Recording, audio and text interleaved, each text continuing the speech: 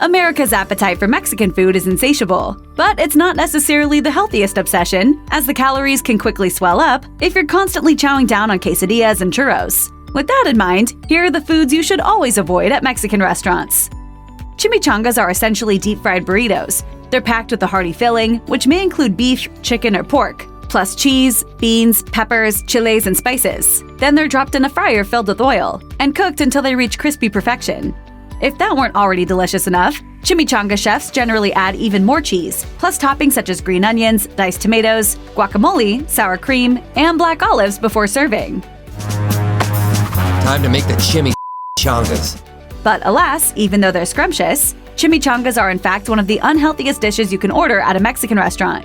As health and food writer Carrie Madormo noted in Taste of Home, chimichangas are high in calories, saturated fat, and trans fats. According to the American Heart Association, eating a diet high in saturated fat puts us at higher risk for type 2 diabetes, high blood pressure, and obesity. According to CalorieKing.com, a single chimichanga contains 810 calories, 48 grams of protein, 57 grams of carbohydrates, and 43 grams of fat. That's approximately the same amount of fat you'd get by eating half a stick of butter. The word quesadilla roughly translates to little cheesy pastry, and that's a fairly accurate description of this Mexican favorite.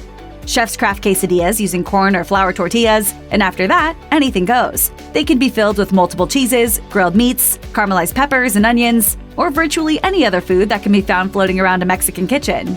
The beauty of the quesadilla is its ease of preparation. The tortilla is heated on a hot grill, filling is added to one half of the warm shell, and then the other half is folded over, sealing everything inside. As with most Mexican dishes, it's then smothered with additional goodness in the form of extra cheese, sour cream, and salsa. That sounds delicious, and quesadillas are, in fact, very much delicious. You make yourself a dang quesadilla. Fine. But alas, the issues with quesadillas is the way that they're typically cooked and prepared in restaurants. Heaping piles of meat and cheese are sandwiched between giant flour tortillas, and then everything is pan-fried and topped with even more fatty condiments. The USDA estimates that one large cheese quesadilla contains 714 calories, 31 grams of protein, 47 grams of carbs, and 45 grams of fat. And that's a big ask of your digestive system. The humble fajita has a long and storied past. According to the Austin Chronicle, this classic dish of beef, tortillas, and ample fixings dates back to the 1930s, when Mexican cowboys were paid in part with strips of skirt steak. When their work was done for the day, they'd gather around the campfire and cook the meat in sizzling cast iron pots, in portions large enough to feed the entire group. The ingredients in modern-day fajitas tend to be healthy, but the portion sizes are often out of control. This means you need to be careful when ordering. At Applebee's, for example, an order of steak fajitas can contain 1,560 calories, 69 grams of protein, 119 grams of carbs, and 90 grams of fat. If you want to keep your fajitas lean when ordering, go easy on the tortillas and opt for salsa and veggies over sour cream and guacamole, or just make them at home. As Saul Montiel, executive chef at Cantina Rooftop in New York, told Insider in 2020, "I would never order fajitas at a restaurant. They're really nothing more than sauteed onions and peppers with a protein. Nothing exciting." Yeah, I'd like 6,000 chicken fajitas, please. Considering how simple they appear, you might think that nachos date back centuries. But this dish was actually created in 1943 by Ignacio Anaya. One day, a group of about a dozen women came into his restaurant as it was closing. Taking pity on his hungry customers, he decided to stay open and feed them using what he had left in his kitchen. He sliced and fried tortillas and topped the resulting chips with cheese and jalapenos. When he served the dish, he took inspiration from his own nickname of Nacho and dubbed them Nachos Especiales. As their origin story indicates, nachos are designed to feed a crowd. Thus, portions tend to be too big for individuals. And with toppings that include greasy meat, high-calorie refried beans, and multiple varieties of cheese, there's generally nothing nutritionally redeeming about them. A typical serving of nachos at a restaurant like Chili's can pack 1,540 calories, 109 grams of protein, 53 grams of carbs, and 99 grams of fat.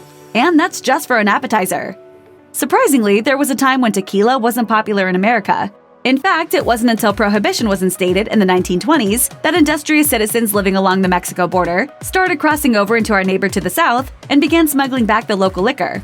Margaritas are the obvious cocktail of choice when you have tequila on hand. They're tasty, refreshing, and easy to make, as they typically consist of just tequila, lime juice, and triple sec. If you stick to traditional margarita recipes, the drinks aren't terribly unhealthy. But the problem with margaritas in most Mexican restaurants is that they use margarita mix, which is basically all sugar in the form of high fructose corn syrup. So you should steer clear of frozen margaritas, especially because they're pre-made and you can't ask for any substitutions. Furthermore, the portion sizes for margaritas at certain restaurants are enormous, with some glasses containing almost as much as a pitcher. Livestrong estimates that a 16-ounce jumbo frozen margarita can contain a whopping 448 calories, most of which come directly from sugar. Like burritos, enchiladas consist of fried tortillas wrapped around ground beef, pork, or chicken, plus cheese and refried beans. They also tend to be a bit more elaborate and fancier compared to their burrito brethren. In order to be considered an enchilada, the tortillas also need to be doused with a sauce made from tomatoes, herbs, and various chili peppers before baking. That sauce is actually where the dish gets its name. In Spanish, the word enchilar literally means to season with chili. That hearty sauce and filling are also what typically makes enchiladas so high in calories. As Fit Day cautioned, fast food or commercially prepared enchiladas can be calorically dense, high in sodium, high in saturated fat, and limited in vitamins and minerals. It's possible to make leaner versions of enchiladas at home, but if you're getting them at a restaurant, be prepared for them to be served with too much meat, overtopped with cheese, and paired with bountiful and unneeded sides. Altogether, Fit Day estimated that a typical enchilada meal can set you back more than 1,000 calories, which, to put it mildly, is a lot. Some damn enchiladas! Of all the menu items that you can order at a Mexican restaurant, taco salads sound like they should be one of the most nutritious options available, but in reality, they're far from the healthiest option. According to Livestrong, a single fried taco salad shell can contain nearly 400 calories on its own. When you then add the ground beef, cheese, and sour cream, you've got a so-called salad that can clock in at more than 1,000 calories. And it's not like this is a new problem that can be blamed on growing portion sizes. In a landmark study released in 1994 that still holds up today, the Center for Science and the Public Interest sent samples of different Mexican dishes from different restaurants all over the country to an independent lab for nutritional analysis. According to the study's results, you'd have to order the salad without the beef, cheese, guacamole, sour cream, and fried tortilla shell to make it healthier. All you'd have left then is a bowl full of lettuce, which certainly doesn't qualify as a taco anymore, and also doesn't really qualify as a salad either. The origins of fried ice cream are relatively murky. It isn't thought to have originated in Mexico, but it became a Mexican restaurant staple when the popular chain Chi-Chi's put it on their menu. Their recipe reads like a how-to manual for making something particularly unhealthy. You start with super sweet ice cream that's formed into balls and rolled in cinnamon and sugar, and it's then rolled in crumbled cornflakes. The resulting coated ice cream balls are refrozen until hard, and then placed in a fryer filled with hot cooking oil and cooked for several seconds. The now cooked and breaded balls are then covered with whipped cream and honey and served with strips of sugar-coated tortillas. Calorie counts for this dessert vary based on the type of ice cream used, but Fitbit estimates that an average serving contains 810 calories, 161 grams of carbs, and 16 grams of fat. To put that into context, that's about the equivalent of drinking 6 cans of Coca-Cola. Various cultures all over the world have their own unique dessert takes on sweet fried dough. In America, for example, it's donuts, while down south in Mexico, it's the churro. They're made from batter that consists of water, flour, eggs, sugar, and a pinch of salt. That's then piped through a pastry bag into long strips. Then it's deep-fried in vegetable oil, rolled in cinnamon, and mixed with sugar. As you might expect from something with such a basic list of ingredients, there aren't many nutrients to gain when you eat a churro. You're basically just getting sugar and fat. As dietitian Joan Carter told the Los Angeles Times, if you're looking for a nutritional powerhouse, this isn't it. It's a fun food. Nutritionally speaking, a standard churro like those you'd get from a typical to-go restaurant comes in at around 280 calories per serving, with 39 carbs and 11 grams of fat, which is about the same as what you'd get in a standard candy bar. But you could argue that candy bars are more nutritious than churros, because at least they typically contain chocolate and nuts. Like many other delicious cakes, Tres Leches cake has been soaked with a liquid to make it extra moist, tender, and incredibly flavorful. In this case, that liquid is actually 3 different types of milk: whole milk, evaporated milk, and sweetened condensed milk, poured over a basic sponge cake. This makes sense given its name, as Tres Leches translates to 3 milks. The sheer amount of rich dairy involved in making Tres Leches cake should make it clear how unhealthy it is. According to Calorie King, Tres Leches cake contains 220 calories, 31 grams of carbs, and 10 grams of fat per 2.8 ounces, and that's a very small portion. Even for just that minimal amount, you need to jog or cycle vigorously for nearly a half hour to burn off those extra calories.